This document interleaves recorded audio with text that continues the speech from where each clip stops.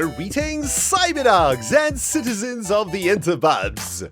This is ReNDoG coming at you in another episode of Minecraft Survival from the Hermitcraft server. Oh my goodness, guys. I woke up this morning so pumped out of my mind to get on the Hermitcraft server. I was so excited, but my excitement was soon replaced by sheer disappointment. Oh my goodness. Today, for some reason, I thought was going to be the day that we placed our very first Hermitron booster pack here on Hermitcraft. But alas, there is a giant section of Hermitron halls that I am yet to finish, and I've been cranking on with this for the last couple of minutes or so, trying to get this done as fast as possible. I want to get this game started, man. This feels like, honestly, a never-ending project. It just feels like I'm never, ever going to finish this thing. But I am determined. I am going to place blocks today until everything is done, and I've already made a pretty good start up here. Check it out. We just need to finish off this section, or this roof section of Hermitron halls, and this one on this side. Also, forgot to add the Hermitron H to the roof of all of these pods over here. So yeah, that was a little bit of a derp too. Need to do a little bit of that work. Also, we have got a few things that we need to do, a few changes we need to make to the Hermitrons that we made last time, and a little bit of work needs to be done on the ruins. I need to clean up all of these chests over here, and today I want to work a little bit more on my base, because we're going to have some traffic coming in to our area, aren't we? The Hermits are going to be coming and playing Hermitron, and I want to make sure that my base is looking beautiful. And currently, there's a lot of outstanding work that needs to be done on my base, so I thought we'd crack on today with a little bit of maintenance work, I suppose. Get our freaking teeth stuck into getting all of this stuff done, all of these outstanding things finished off, or at least get close to finished off. And, well, I'm going to do everything that I can to get Hermitron halls ready today. It's going to be freaking awesome, man. Anyway, I hope you guys have a tasty-ass beverage to hand, because it's going to be a long day in Minecraft, man, and I can't wait, man. Let's get to it. Now we are cooking with Hermitron gas, baby. I can't believe I'm about to say this, but the Hermitron Hall project is now completed, Cyberdogs. I know. Slow clap, ReNDoG. It only took you 3 freaking months to get there, but I actually can't believe it. This place is now done and dusted. Everything is sorted. I finished the roof section at the end of the halls. I've added an H into the roof of each of the pods so that when you look up and down, you can see the Hermitron logo sort of mirroring itself, which I think looks absolutely amazing. And these halls are now ready for the Hermits to come and set up their collections. I can't actually believe it, man. I need to take a moment over here. Oh, man. The number of hours I have spent in the nether collecting this quartz, the number of hours I have spent placing down all of these blocks, making all of this purple, collecting all of this freaking clay.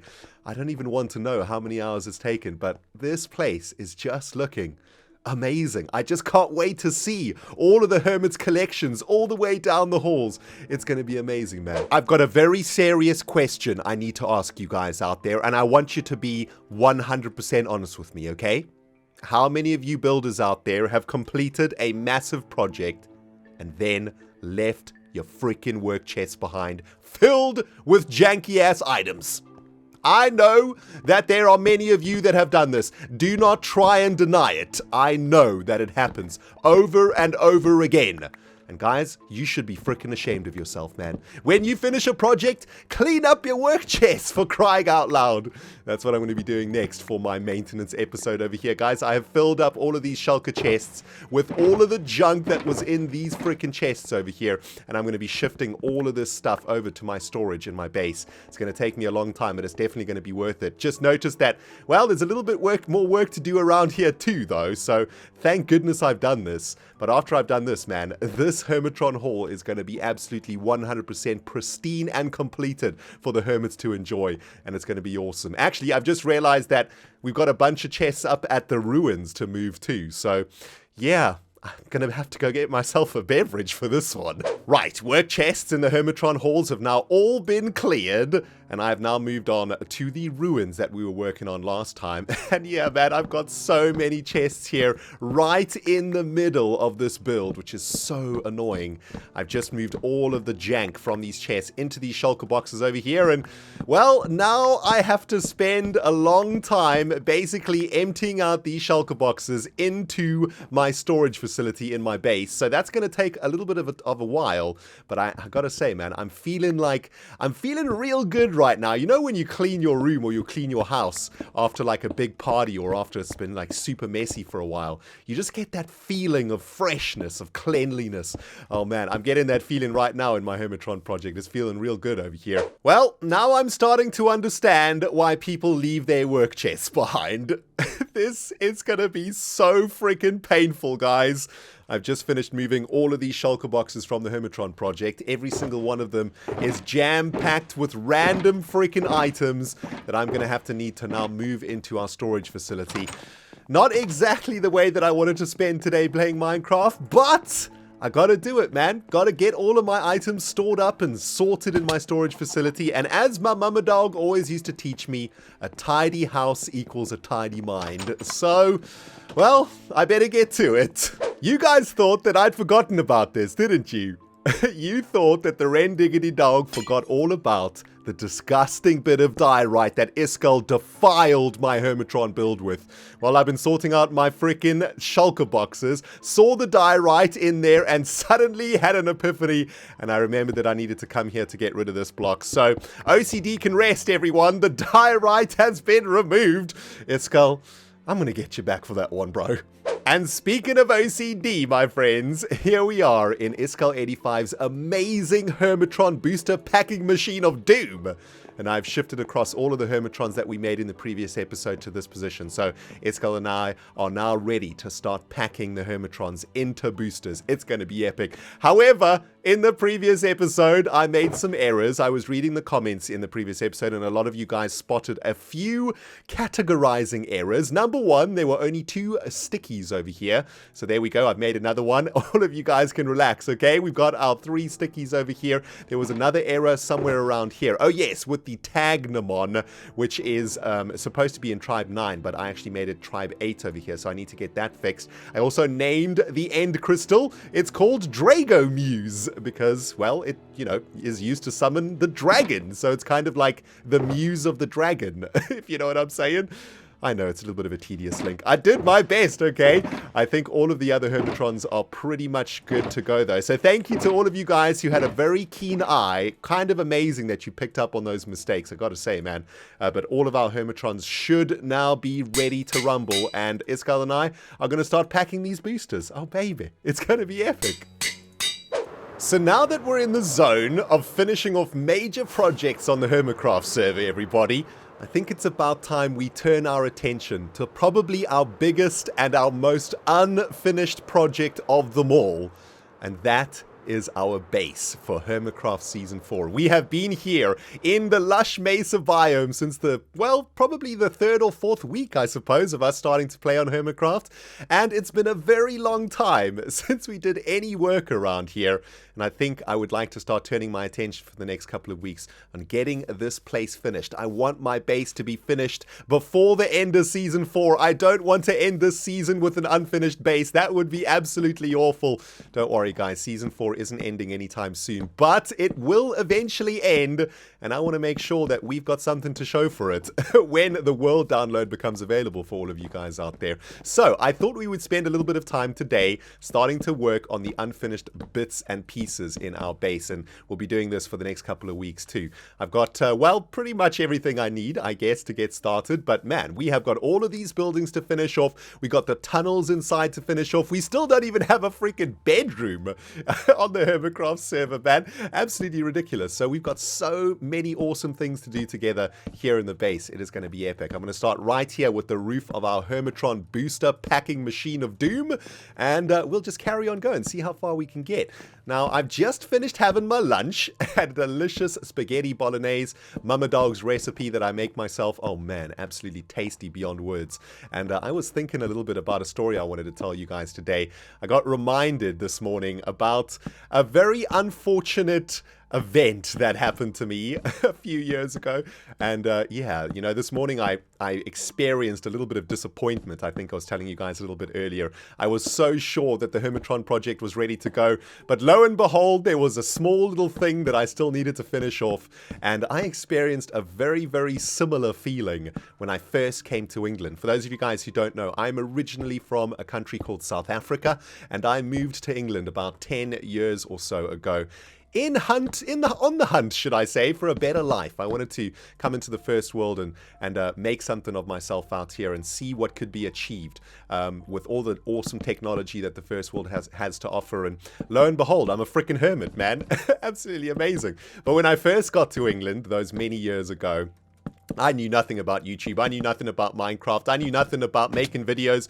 I was just your average human being living an average life. I finished university when I was about, I don't know, I was 21 or 22 years old, I suppose. And I finished university with high freaking hopes that I would get a really awesome job in South Africa, and you know, I would do really cool stuff. I studied journalism and graphic design, and I wanted to be a journalist or a graphic designer or something like that. And I really, really hoped that I'd be able to find a job like that in South Africa. Unfortunately, I didn't manage to find anything like that while I was living there. I spent the first 2 years or so after university working in a pool bar. That's right, I was a barman for a very, very long time. One of the best jobs I've ever had, though.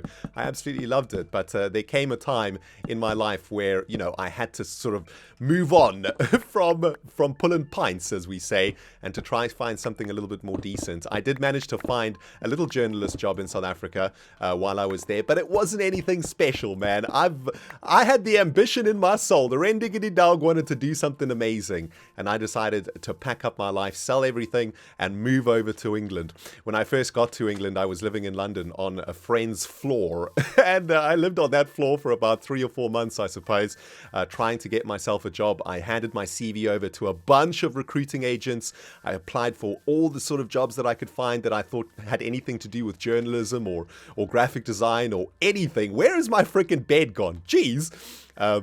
And yeah, it was a waiting game basically. And well, while I was in England for those first few months, I was also a barman, because that was basically the only experience that I had. I knew how to be a barman, and I got a barman job pretty quickly. But one day, I got a phone call from my agent, and that is when everything changed. You know, throughout the spans of our lives, a lot of amazing things happen, don't they? We don't always remember the details, or we don't always remember all of the amazing things, but the ones that stick are the ones that count, and the ones that stick are the ones that we can learn from. And on this particular day, when I got a call from my recruitment agent, I think that was the day where my life changed, where my outlook on life changed, and where I guess the ReNDoG, as you know him now, really began. The day started as any other day. I woke up on my friend's floor, getting ready to go to my barman job, and I got a call from my agent who told me that there was a company that needed somebody really quickly. And when I say really quickly, I mean they needed somebody to start the next day. And my recruitment agent said to me, you know, would you be able to start tomorrow if need be? And I said, hell yeah, of course I would. This is an amazing opportunity. At this point, I had been to, you know, maybe 20 or 30 job interviews already. And most of the job interviews had said to me, or most of the potential employers had said, sorry, we can't hire you because you have no experience. It's one of those problems. When you first leave university, nobody wants to hire you because you have no experience. But that makes it really hard, because you can't get experience unless someone takes a chance on you, right? And this particular day was the day that somebody took a chance on me. And I went out for that job interview, and a few hours later, I had nailed myself a job as a digital marketing assistant. Now, the salary was absolutely awful. The location was completely outside of London. I had to travel about an hour and a half to get there every day.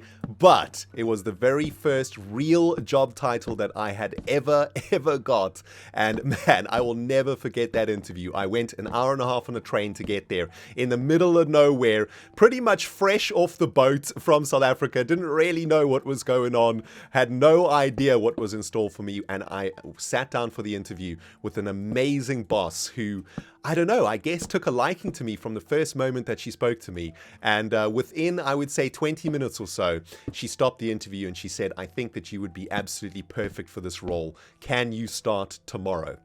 Now, it turns out that this particular company had gone through a little bit of drama with the previous marketing assistant who had quit on some pretty bad terms and left a little bit of a stench, so shall we say, around the office. And the boss's strategy was to try and get somebody in as fast as possible to try and show her other employees that everything was okay, that, you know, there weren't any serious problems going on. And I guess even though I would like to think that the reason she hired me was because I was freaking amazing and ridiculously good looking, I think it was more of a panic hire more than anything else.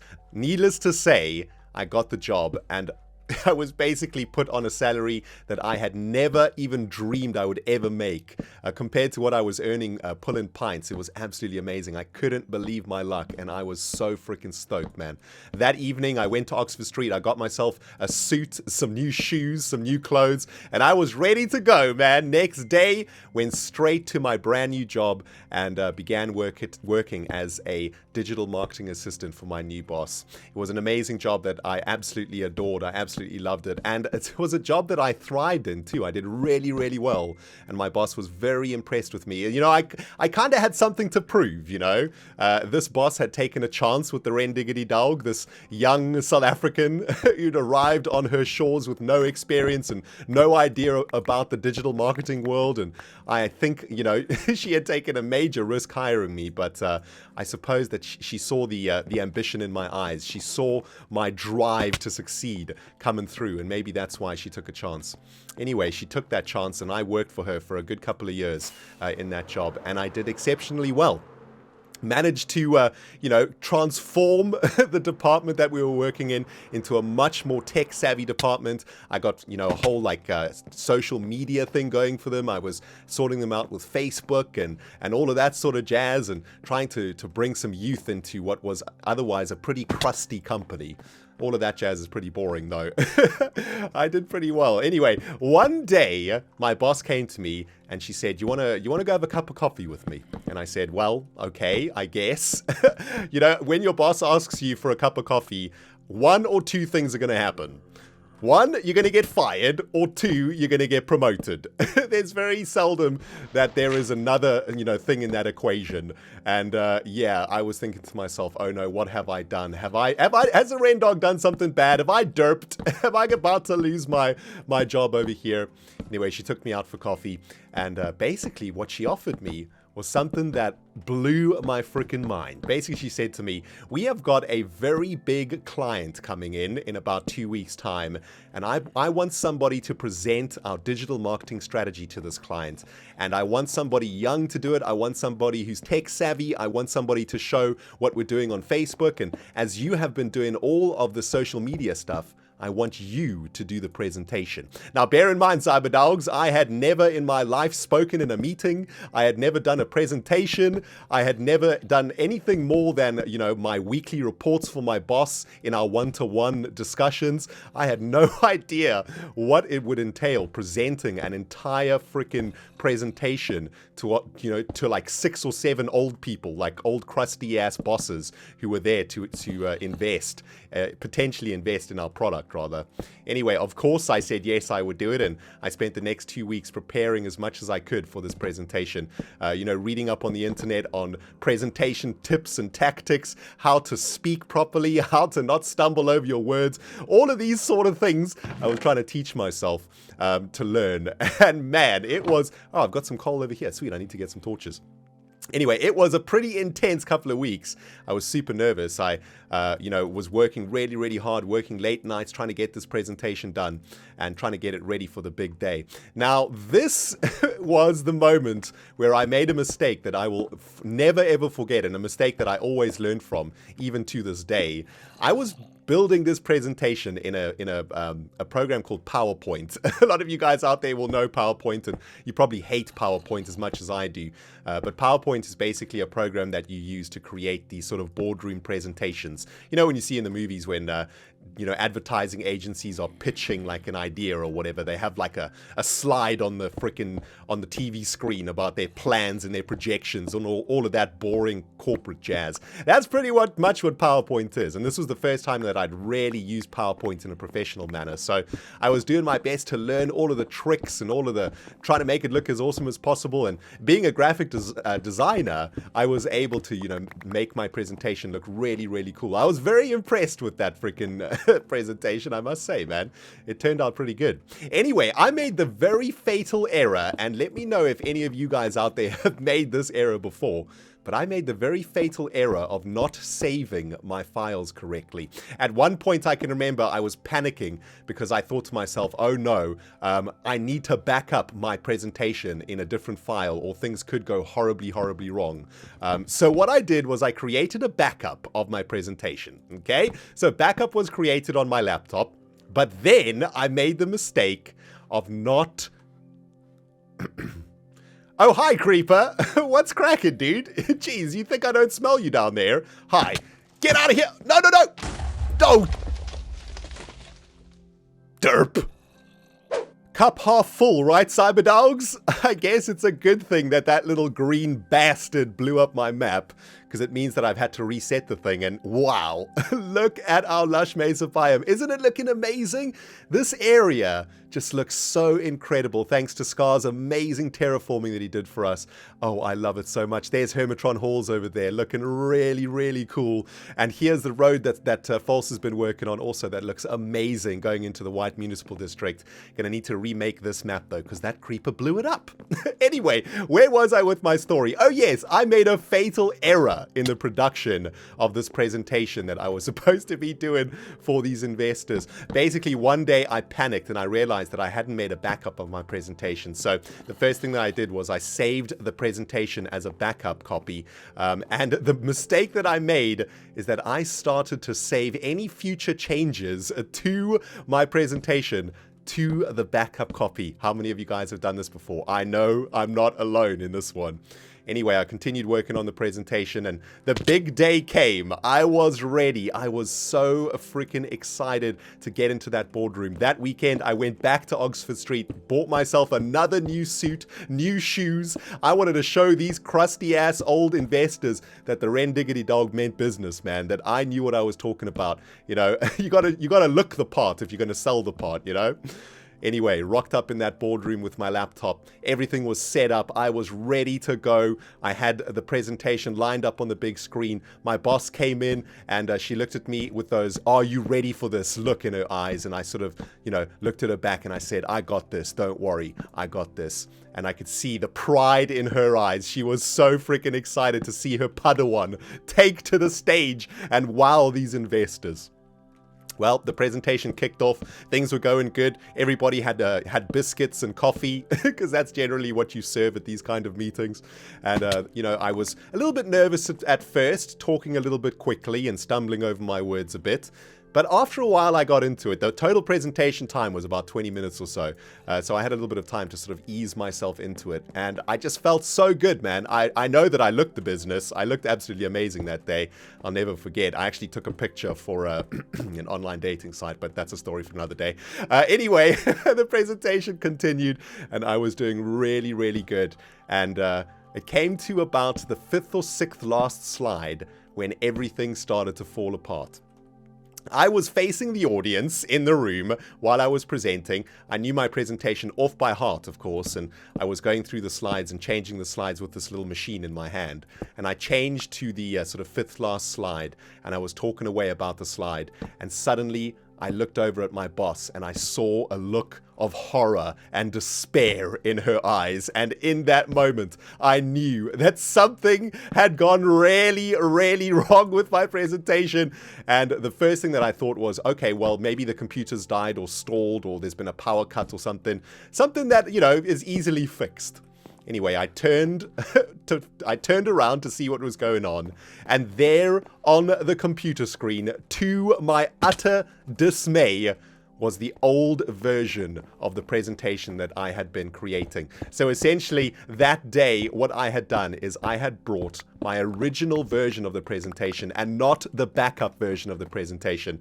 Since I made the backup, I had been saving all of the changes to the backup. But that morning, when I put the file onto my USB stick, I put the original file. Obviously, my brain thought, the original file is the one that we have to take. And essentially, the last 5 slides of my presentation were basically like foundational slides of the presentation. The best way for me to describe this to you is, what you guys have seen in this series, especially what I do when I start a new build.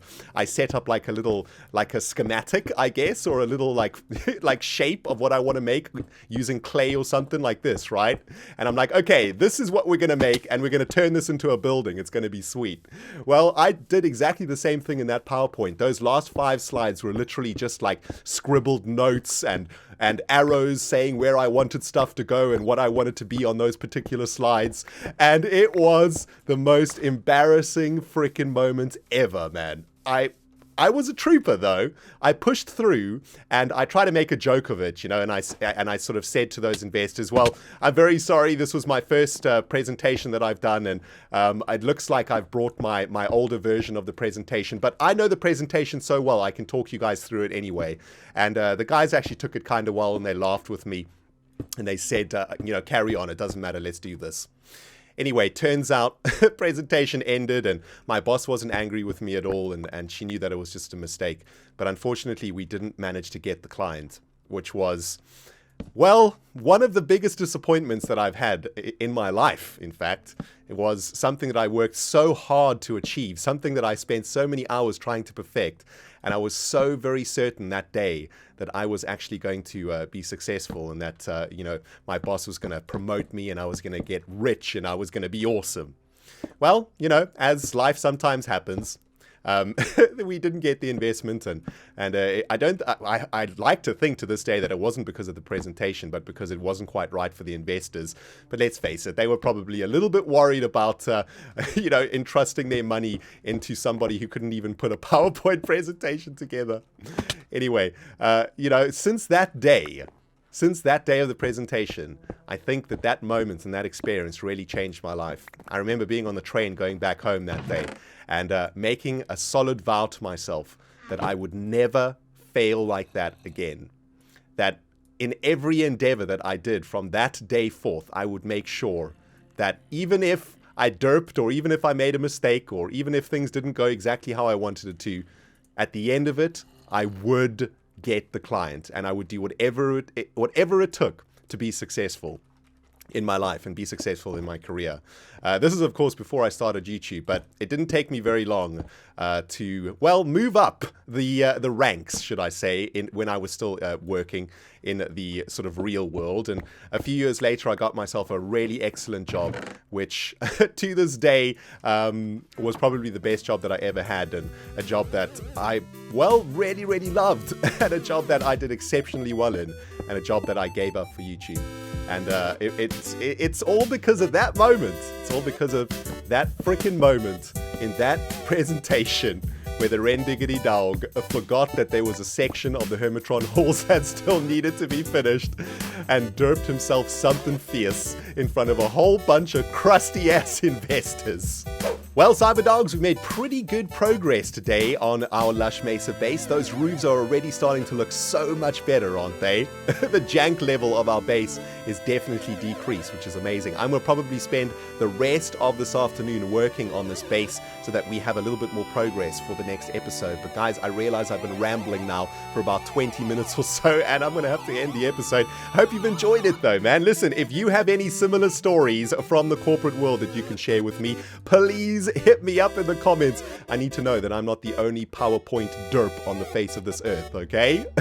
And yeah, if you enjoyed the episode, don't forget to hit the like button, okay? It's super important, helps me out, shows me that you're loving the series, shows YouTube that ReNDog's doing a good job, and it's just generally a nice thing to do. Also, if you haven't subscribed yet, you better subscribe, or I'm gonna shove this burning zombie directly between the cracker yayas. You hear me? That's all you guys need to know about that. Thank you so much for watching, man. ReNDoG coming at you from the Hermitcraft server, and we will smell you all in the next episode. Where's the water?